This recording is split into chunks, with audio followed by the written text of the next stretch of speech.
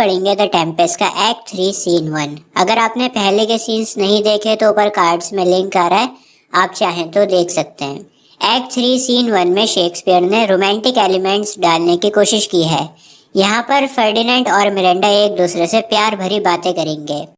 तो अब होता क्या है कि फर्डिनेंड मजदूरी कर रहा होता है। आपको याद होगा प्रोस्पेरो ने फर्डिनेंड को फ्रीज कर दिया था। तो अब फर्डिनेंड प्रोस्पेरो की कैद में है और प्रोस्पेरो के लिए मजदूरी कर रहा है। ये सब प्रोस्पेरो इसलिए कर रहा है ताकि फर्डिनेंड और मिरेंडा के बीच में प्यार बढ़ सके। तो फर्डिनेंड लक्कड़ उठा रहा होता है, बड़े बड़े जो लक्कड़ होते हैं ना, लकड़ी होती है, उसको उठा रहा होता है और मजदूरी कर रहा होता है और कहता है कि ये काम मेरे किसी काम का नहीं है, मतलब मुझे इस काम से कुछ सीखने को नहीं मिल रहा, बेकार काम है बिल्कुल। लेकिन कभी कभी बेकार काम के पीछे भी बड़ा कॉज होता है। काम तो बहुत बेकार है, कोई फायदा नहीं है, कुछ सीखने को नहीं मिल रहा इस काम से, लेकिन ये काम करके मुझे मिरेंडा का चेहरा देखने को मिल रहा है और मिरेंडा की वजह से मुझे इतना बेकार काम भी अच्छा लगने लगा है। फर्डिनेंड कहता है कि जितना खड़ूस प्रोस्पेरो है ना, मिरेंडा उतनी ही ज़्यादा स्वीट है। इसी दौरान क्या होता है, मिरेंडा वहाँ पर आ जाती है और मैं आपको बता दूं, प्रोस्पेरो दूर खड़ा हुआ ये सब देख रहा होता है, दोनों को देख रहा होता है कि ये किस तरह से बातें कर रहे हैं और क्या कर रहे हैं। तो फर्डिनेंड को ये मजदूरी करते हुए देखकर मिरेंडा को बड़ी तकलीफ हो रही है और वो कहती है कि मैं दुआ करती हूँ कि इन बड़े बड़े लक्कड़ों पर बिजली कड़क जाए और आग लग जाए। मैं नहीं चाहती कि तुम इस तरह से मजदूरी करो, तुम इस काम के लिए नहीं बने हो फर्डिनेंड, तुम तो एक राजकुमार हो। अच्छा सुनो मेरी बात, मेरे फादर अभी पढ़ाई कर रहे हैं, पढ़ाई में बहुत ज़्यादा बिजी हैं, तो उनका पूरा ध्यान वहीं पर होगा, यहाँ पर नहीं होगा, और वो लगभग 3 घंटे पढ़ाई करेंगे। तो तुम 3 घंटे तक रेस्ट करो, आराम करो। फर्डिनेंड कहता है नहीं नहीं, मुझे जो काम मिला है उस काम को मैं सूरज डूबने से पहले ख़त्म करना चाहता हूँ। अगर काम ख़त्म नहीं किया तो फिर प्रोस्पेरो मुझे पनिश करेगा।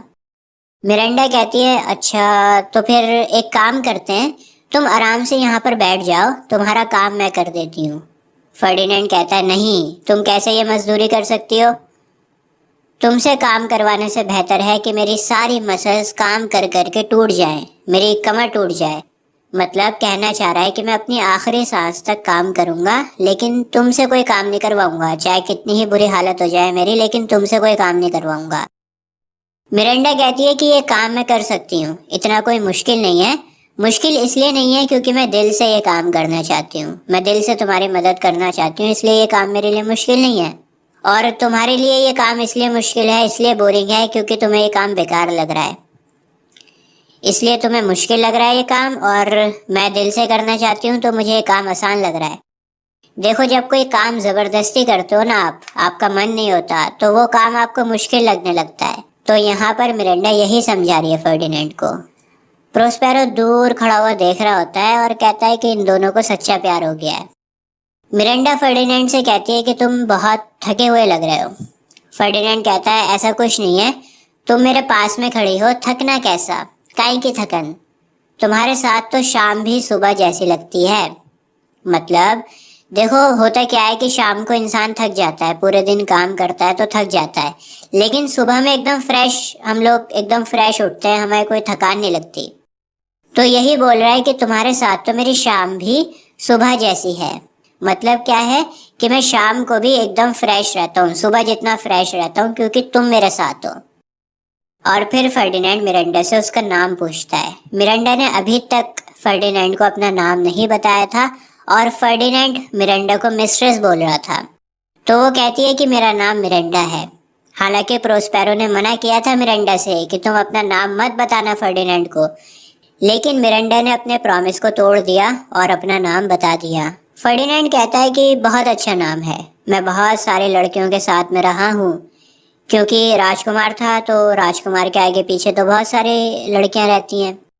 तो वो कहता है कि मैंने बहुत सारे लड़कियों को देखा है और अगर मैं उन सभी लड़कियों की क्वालिटीज़ को तुम्हारे साथ कंपेयर करूं तो तुम उन सभी लड़कियों से बेहतर हो, उन सबसे बढ़कर हो, क्योंकि उन लड़कियों में जितनी क्वालिटीज़ थी उतनी कमियां भी थी, लेकिन तुम पहली लड़की हो जिसमें मुझे सिर्फ क्वालिटीज़ दिख रही हैं, कोई कमी नहीं दिख रही।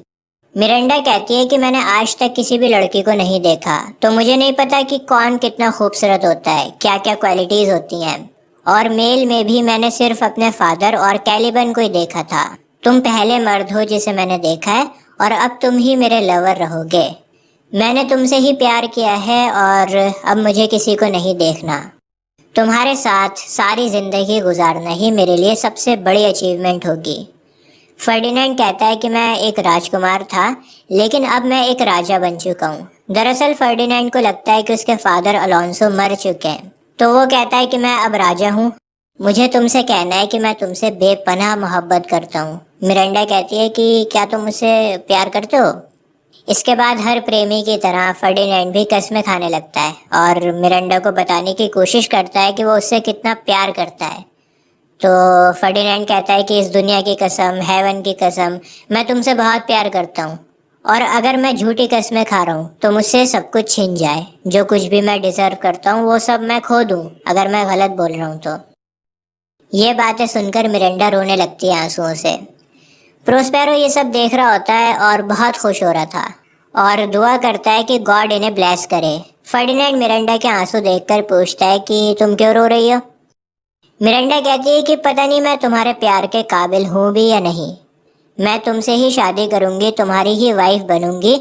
अगर तुमने मुझसे शादी कर ली तो बहुत अच्छी बात है, लेकिन अगर तुमने मुझे रिजेक्ट कर दिया तो फिर मैं सारी जिंदगी तुम्हारी सर्वेंट बनकर रहूंगी। फर्डिनेंड कहता है फिक्र मत करो, तुम ही मेरी वाइफ बनोगी। मिरांडा कहती है अच्छा तो फिर तुम मेरे हस्बैंड हुए है ना? फर्डिनेंड कहता है हाँ बिल्कुल, मैं तुम्हारा हस्बैंड हूँ। हियर इज माई हैंड, ये रहा मेरा हाथ तुम्हारे लिए। मिरांडा भी अपना हाथ आगे बढ़ाती है और इसके बाद ये दोनों वहां से चले जाते हैं। प्रोस्पेरो दूर से खड़ा हुआ देख रहा होता है, बहुत खुश हो रहा होता है और वो कहता है कि जैसा मैंने प्लान किया था वैसा ही हुआ है। अब मुझे भी चलना चाहिए क्योंकि बहुत सारे काम बचे हैं। और इसी के साथ हमारा एक्ट 3 सीन 1 ख़त्म हो जाता है। आगे की कहानी देखने के लिए अभी आपकी स्क्रीन पर एक प्लेलिस्ट आ रही होगी। इस प्लेलिस्ट पर क्लिक कर कर आपको द टेम्पेस्ट के सभी एक्ट्स और सीन्स मिल जाएंगे।